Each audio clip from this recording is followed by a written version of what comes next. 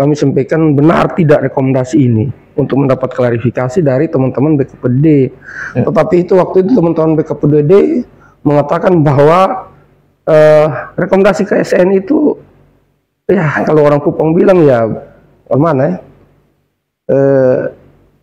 tidak benar lah begitu katanya. Padahal ya kan otomatis ketika yang dibatalkan ada rekomendasi KSN bahwa itu salah, berarti ada satu keseluruhan kan. Otomatis teman-teman itu harus bisa mengembalikan kelebihan uang yang mereka terima. Ya jadi kan? Harus kasih kembali. Harus.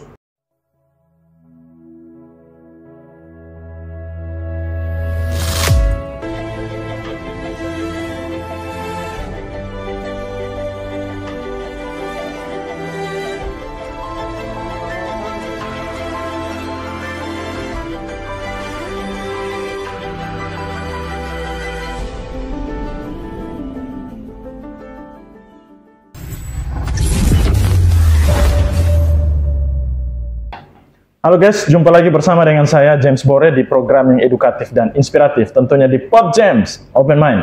Ya, polemik kebijakan mutasi dan pelantikan pejabat eselon 2 beberapa waktu yang lalu menemui polemik, dan sampai dengan saat ini informasi yang beredar di publik bahwa kebijakan yang dilakukan oleh pemerintahan sebelumnya itu di bawah kendali Bapak Jeffrey Riukore dan Bapak Herman Mann akan segera dibatalkan karena dirasa tidak sesuai dengan aturan yang berlaku. Nah, pada kesempatan ini, Pod James berkunjung ke ruang fraksi PDI Perjuangan di DPRD Kota Kupang, dan kami akan berbincang langsung dengan Ketua Fraksi PDI Perjuangan di gedung DPRD Kota Kupang. Langsung saja bersama dengan saya, Bapak Adrianus Tali. Selamat siang, Pak Adi. Siang, James. Ya, Pak Adi, ini ketika kita berbicara tentang polemik kebijakan mutasi dan pelantikan yang dilakukan pada pemerintahan sebelumnya Bapak Jeffrey Riukore dan Pak Herman Mann, ini ada polemik yang tertinggal gitu, yaitu menyangkut pelantikan 9 pejabat eselon 2 yang katanya akan segera dibatalkan oleh penjabat wali kota. Nah, mungkin kita bisa sedikit flashback ke belakang. Kalau tidak salah, DPRD Kota Kupang sempat membuat yang namanya pansus untuk mengevaluasi kebijakan tersebut. Nah, mungkin Bapak bisa sedikit kasih gambaran kepada warga Kota Kupang ataupun penonton Pod James tentang hasil dari pansus kemarin yang dibentuk, evaluasinya seperti apa. Silakan, Pak. Baik, pansus itu sebenarnya bukan pansus yang dibentuk khusus untuk melihat tentang proses mutasi yang kemudian KSN membatalkan SK pelantikannya, bukan. Itu pansus yang dibentuk itu pansus LKPJ, pansus untuk menilai laporan keterangan pertanggungjawaban wali kota di tahun 2021 yang lalu.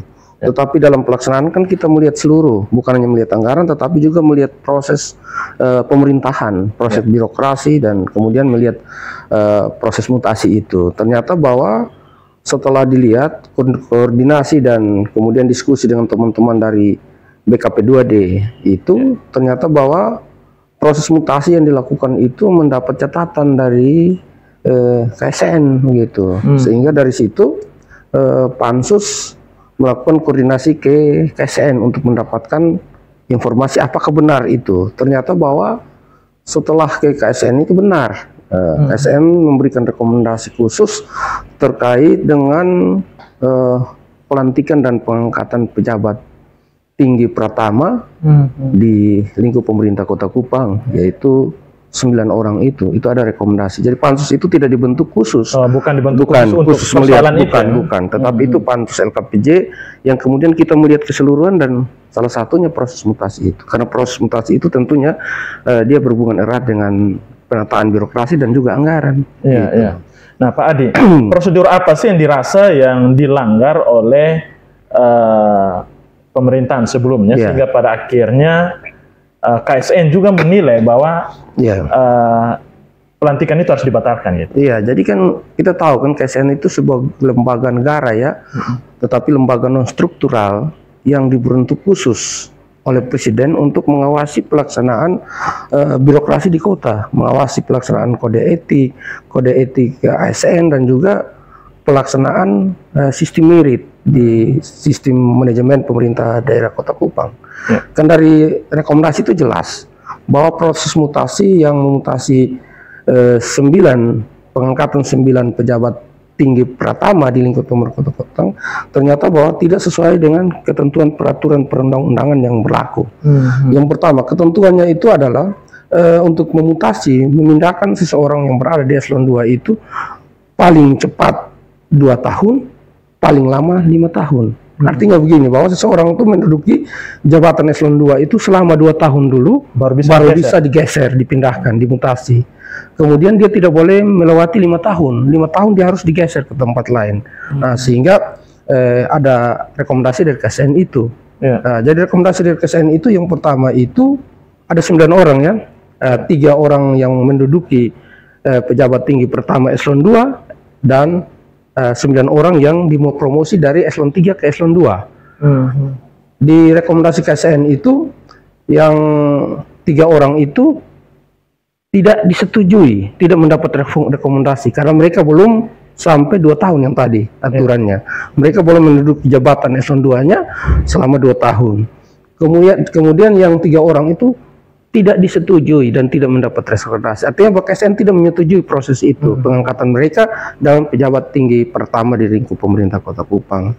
Dan rekomendasi itu memberikan saran kepada pemerintah Kota Kupang untuk membatalkan SK pelantikan itu. Nah, diberikan waktu selama 14 hari untuk kemudian pemerintah menindaklanjutinya. Itu. Setelah rapat pansus itu pernah nggak dari DPRD kota ini membangun komunikasi dengan pemerintah terkait rekomendasi KSN? Oh jelas, kita kan mitra antara pemerintah dan DPRD itu kan mitra. Undang-undang bilang begitu bahwa penyelenggara pemerintah di daerah itu adalah wali kota dan DPRD, sehingga kita itu dalam hubungan kemitraan yang berkoordinasi, yang sejajar, sehingga kami tidak mungkin mengambil sebuah keputusan sepihak, harus ada koordinasi. Yang pertama itu pada saat sidang pansus bersama teman-teman dari BKP2D itu kami sudah tanyakan tentang informasi bahwa ada rekomendasi KSN terkait dengan pelantikan pejabat tinggi pertama di lingkup pemerintah Kota Kupang tahun 2021 yang lalu. Dari situ pemerintah menjelaskan, tetapi kan kami dari pansus tidak puas dengan penjelasan itu, maka kami melakukan kunjungan ke KSN, berkoordinasi dengan KSN, apakah benar? Ternyata benar, KSN menyatakan bahwa benar ada rekomendasi KSN yang meminta untuk mengevaluasi dan membatalkan kembali SK pelantikan itu. Sepulang dari Jakarta, dari KSN, kami koordinasi lagi dengan BKP2D sebagai OPD teknis yang melaksanakan itu. Kami pergi dan ketemu kepalanya dan seluruh penjabatnya. Kami sampaikan itu. Kami sampaikan benar tidak rekomendasi ini untuk mendapat klarifikasi dari teman-teman BKPD. Tetapi itu waktu itu teman-teman BKPD mengatakan bahwa rekomendasi KSN itu ya kalau orang Kupang bilang ya mana ya? Tidak benar lah begitu katanya. Padahal ya. Padahal kan rekomendasi KSN ini tadi saya bilang, ini lembaga negara, lembaga non struktural yang dibentuk dan oleh presiden dan bertanggung langsung kepada presiden. Sehingga dari pertemuan itu kami melihat bahwa pemerintah kota, dalam hari ini teman-teman di BKPD tidak punya niat untuk memperhatikan rekomendasi KSN. Padahal sifat dari rekomendasi KSN itu wajib dan mengikat. Nah, dia berbeda dengan rekomendasi yang lain. Contoh kalau di DPRD, kami memberikan rekomendasi, kalau tidak ikut juga tidak apa-apa. Tetapi kalau rekomendasi KSN itu sifatnya wajib dan mengikat, harus diikuti gitu. Tapi ada yang jadi koordinasi itu tetap jalan, kami tidak sepihak. Kami tetap membangun komunikasi dengan pemerintah gitu. Dan kami memberikan rekomendasi untuk ya kita ikuti saja rekomendasi KSN, ya kan? Ada yang berpandangan bahwa kebijakan mutasi maupun pelantikan, pergeseran apa segala macam itu kan prerogatifnya kepala daerah. Itu tanggapan Anda? Benar, tetapi kan dia diatur, undang-undang mengatur, tidak mutlak. Kepala daerah itu dia sebagai penjabat pembina kepegawaian PPK di daerah, yang dia punya kewenangan itu melakukan pengangkatan, melakukan pemindahan dan juga pemberhentian terhadap seorang ASN. Itu kewenangan mutlak yang diberikan undang-undang. Tetapi ada aturan-aturan yang harus kita lewati dalam proses mutasi ini. Kewenangan itu kewenangan yang bertanggung jawab berdasarkan aturan kan. Yang tadi dia punya kewenangan untuk bisa melakukan mutasi, memindahkan orang dari satu jabatan ke jabatan lain. Dia juga bisa memberhentikan seseorang ASN, boleh. Tetapi ada aturan-aturan lain yang mengikat kan. Contoh yang tadi saya bilang aturan. Untuk penjabat eselon 2, penjabat tinggi pertama itu, dia boleh dimutasi paling cepat 2 tahun. Paling lama 5 tahun. Itu aturan yang mengikat. Supaya kotong sebagai penjabat pembina kepegawaian jangan seenaknya. Suka dan tidak suka, tetapi harus lewat proses kan. Ya kalau dia sudah sampai 2 tahun boleh. Tapi kan dia belum sampai 2 tahun. 1 tahun juga belum. Masa orang baru diangkat dalam satu jabatan pejabat tinggi pertama di Kota Kupang, belum 4 bulan mutasi lagi ke tempat yang lain kan. Jadi itu bukan hak prerogatif juga, hak yang ada aturan-aturan diatur dengan lain, begitu. Pak Adi, apakah ada indikasi muatan politis dalam mutasi tersebut? Yang kalau itu yang lebih tahu yang melakukan mutasi, ya. Yang lebih tahu yang melakukan mutasi, apakah ada indikasi politik, mereka yang tahu sendiri, yang tidak memasuk sampai ranah itu. Ya, Pak Adi, sekarang kan pemerintahan Jericho kan sudah berakhir, sudah diserahkan kepada penjabat wali kota. Ya. Nah, kira-kira apa ada komunikasi lanjutan lagi kepada penjabat untuk bagaimana bisa menindaklanjuti rekomendasi KASN ini? Ya, jadi begini, jadi pemerintahan itu boleh berganti ya. Wali kota, bupati, kepala daerah itu boleh berganti. Tetapi hal yang dibuat itu kan tetap menjadi keputusan pemerintah Kota Kupang, toh. Sehingga ini kan jelas bahwa ada sebuah kekeliruan. Saya tidak bilang kesalahan ya. Ini ada sebuah kekeliruan yang dilakukan oleh pemerintah Kota Kupang dalam proses mutasi pejabat tinggi pertama, ya toh, pejabat pimpinan tinggi pertama di Kota Kupang. Ada sesuatu kekeliruan di sini, sehingga kami minta kepada penjabat wali Kota Kupang untuk meluruskan ini, mengklirkan ini, karena ini ada sanksinya, ada sanksinya. Pejabat pembina kepegawaian dalam kepala daerah dapat disanksi oleh presiden, dapat diberikan sanksi kalau dia tidak melaksanakan ini. Jika tidak mengindahkan rekomendasi ya, maka dia bisa disanksi. Itu yang pertama. Yang kemudian kan kita selalu berhubungan dengan KSN. Dalam yang namanya proses mutasi itu tidak terlepas dari KSN. Karena KSN tadi yang saya bilang, ini lembaga negara, lembaga non struktural yang dibentuk untuk itu. Kita punya hubungan. Ke depan kan ada mutasi-mutasi. Jangan sampai kita tidak melaksanakan rekomendasi KSN, kemudian kita susah sendiri ketika mau berkoordinasi untuk mutasi kemudian. Sehingga dalam diskusi-diskusi kami sampaikan kepada Pak penjabat wali kota, untuk kalau bisa kita tindak lanjuti, memperhatikan itu, lakukan koordinasi dan kita tindak lanjuti rekomendasi KSN itu, begitu. Dan juga di sidang-sidang kami sampaikan secara resmi. Kami baru selesai tanda tangan persetujuan RAPBD perubahan, itu kami sampaikan, dan Pak penjabat wali kota Kupang merespon itu, dan sudah ada pertemuan secara virtual antara KSN dan penjabat wali kota Kupang, dan Pak penjabat sudah mengirimkan, menurut Pak penjabat ya, sudah mengirimkan perwakilan pemerintah kota untuk berkoordinasi dengan KSN untuk kemudian mau melaksanakan rekomendasi KSN itu. Ya Pak Adi, ini kan 9 pejabat ini kan sudah menjalankan tugas mereka di ruang kerja mereka yang baru ini. Nah, tentunya kan ada anggaran yang sudah dipergunakan. Ini bagaimana sudah ketika misalnya mereka dinonaktifkan dari jabatan mereka sekarang, anggaran mereka pertanggungjawabannya seperti apa? Ya, jadi begini ya, namanya setiap anggaran itu harus dipertanggungjawabkan. Pelaksanaan anggaran, penggunaan anggaran itu harus sesuai dengan ketentuan dan peraturan perundang-undangan yang berlaku kan. Siapa menerima apa, besarannya berapa, itu kan jelas gitu. Nah teman-teman ini kan eselon 3 yang dipromosi menjadi eselon 2, ya kan. Otomatis yang pertama, hak mereka di eselon 3 dan eselon 2 kan berbeda.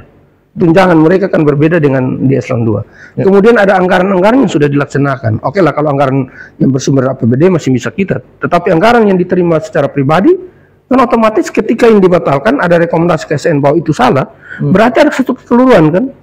Otomatis teman-teman itu harus bisa mengembalikan kelebihan uang yang mereka terima. Jadi kan? Harus kasih kembali. Harus. Kalau mereka menurut saya tidak tahu dengan teman-teman yang lain. Ada aturan tidak itu Pak Adi? Sekarang begini, kita tidak boleh sampai aturan, tapi pakai logika saja. Contoh saya ini pejabat eselon 3 menerima hak saya nominalnya sekian. Ketika saya dimutasi menjadi eselon 2, saya menerima nominalnya berbeda dengan eselon 3 kan, otomatis ada kelebihan di sini. Ada kelebihan di sini. Ketika saya dinyatakan bahwa tidak memenuhi syarat sebagai eselon 2, otomatis saya harus mengembalikan hak-hak yang sudah saya terima yang tidak sesuai aturan itu. Kan logikanya seperti itu. Gitu. Jadi ya implikasi dari sebuah proses yang salah itu ya seperti itu kan. Tapi kan 9 pejabat ini hanya melaksanakan sebuah perintah dari pimpinan untuk jabatan tersebut. Betul. Itu benar sekali. Mereka tidak tahu, mereka tidak salah. Mereka tidak salah karena mereka tidak meminta jabatan juga. Mungkin mereka tidak pernah meminta jabatan, tetapi karena kebijakan dan keputusan pejabat, pimpinan kepegawaian, dalam ini kepala daerah memutasi mereka. Mereka tidak salah, tetapi proses itu ada sebuah kesalahan kan? Proses itu ada kesalahan, ada kekeliruan maksud saya kan? Nah, begitu. Mereka tidak salah, saya tidak salah, tetapi tidak bisa bahwa mereka yang tidak salah yang dimutasi itu kemudian kebijakan-kebijakan tentang keuangan itu juga tidak salah. Gitu. Jadi selain mempertanggungjawabkan juga memang harus mengembalikan itu. Iya, kalau saya harus mengembalikan yang sisa, bukan semua kan. Perbedaan antara eselon 2 dan eselon 3 itu kan juga sangat besar kan. Jadi istilahnya ini kan gaji mereka iya, kelebihannya kalau beda kelebihannya harus dikembalikan kalau secara pribadi. Tapi bukan kembali utuh, hanya tidak, selisihnya harus dikembalikan. Itu begitu. Nah, ini yang kemarin pada saat kami dari KSN dan ke pemerintah rekomendasi pansus seperti itu, maksudnya supaya jangan ada lagi hal-hal lain yang mengikuti kan, termasuk ini. Kalau semakin lama tidak melakukan rekomendasi KSN, maka semakin banyak kan, semakin tinggi. Belum lagi kan dia kuasa pengguna anggaran, melaksanakan anggaran di organisasi perangkat daerah yang dia tempati kan. Nah, kita takutkan jangan sampai ada persoalan kalau simpan dia menumpuk. Kan bisa nanti dimutasi, dilaksanakan rekomendasi KSN itu, kemudian mereka bisa diikutsertakan lagi dalam proses berikut kan? Bisa. Bukan berarti ini akhir dari semuanya kan? Tetapi paling tidak kita melaksanakan apa yang diamanatkan, apa yang diminta oleh KSN dalam rekomendasinya dia itu kan? Gitu. Berarti boleh dibilang keberadaan KSN ini untuk bisa mengawasi proses-proses kebijakan kepala daerah dalam implementasi, sehingga bukan berdasarkan prinsip asas suka dan tidak. Kan KSN itu kan tugasnya itu kan, kalau salah satunya itu melihat proses manajemen di pemerintah daerah, pelaksanaan manajemen kepegawaian di pemerintah daerah supaya sesuai dengan peraturan perundang-undangan yang berlaku, supaya kepala daerah jangan suka dan tidak suka untuk kemudian memutasi orang seenaknya. Apalagi kita kan tahu toh bahwa kepala daerah itu dipilih secara politis, ya toh. Maka ketika dijadikan bisa saja, ini kan tidak semua toh, tapi bisa saja bahwa saya tidak suka ini karena begini-begini. Terus itu yang makanya ada aturan yang mengikat itu, supaya kepala daerah tidak melaksanakan proses mutasi birokrasi di pemerintahan itu sesuai dengan keinginannya sendiri. Ada rambu-rambu yang harus lewati gitu. KSN itu berfungsi sebagai lembaga yang mengawasi ini semua proses ini gitu. Ya, Pak Adi, ini kan kita informasi yang kita dengar bahwa penjabat wali kota mungkin akan segera membatalkan pelantikan tersebut, SK tersebut. Nah, ada harapan tidak dari Anda untuk penjabat wali kota ini seperti apa? Yang pertama, keinginan itu kita apresiasi sebagai ketua fraksi PD Perjuangan dan sebagai anggota DPRD. Saya memberikan apresiasi kepada penjabat wali kota yang punya keinginan untuk meluruskan ini, melaksanakan rekomendasi KSN. Tetapi yang pertama yang beta mau sampaikan bahwa bangun koordinasi kembali dengan KSN, supaya mendapatkan petunjuk KSN tentang ketika melaksanakan rekomendasi KSN, apa yang akan dilakukan oleh pemerintah Kota Kupang selanjutnya. Seperti tadi, mungkin dilakukan mutasi lanjutan untuk mengisi kekosongan daripada OPD-OPD yang ada eselon 2-nya yang bermasalah itu kan, mungkin itu. Jadi harapannya itu seperti itu, membangun komunikasi untuk kemudian membenahi kembali birokrasi itu, mereformasi birokrasi itu. Oke, Pak Adi, kita sudah sampai di akhir dari bincang kita tentang topik kita hari ini. Tapi sebelum tutup, mungkin Pak Adi ada closing statement apa terkait dengan polemik ini? Ya, jadi begini, sebuah tata pemerintahan yang baik, sebuah birokrasi yang baik itu tujuannya untuk mendukung pelaksanaan program pemerintah kan, visi dan misi pemerintah. Itu benar itu. Kalau birokrasi itu tidak baik, otomatis bahwa program dan kegiatan yang sudah kita buat itu pasti tidak akan jalan, dan korbannya kan masyarakat gitu. Sehingga proses birokrasi ini harus ditata baik.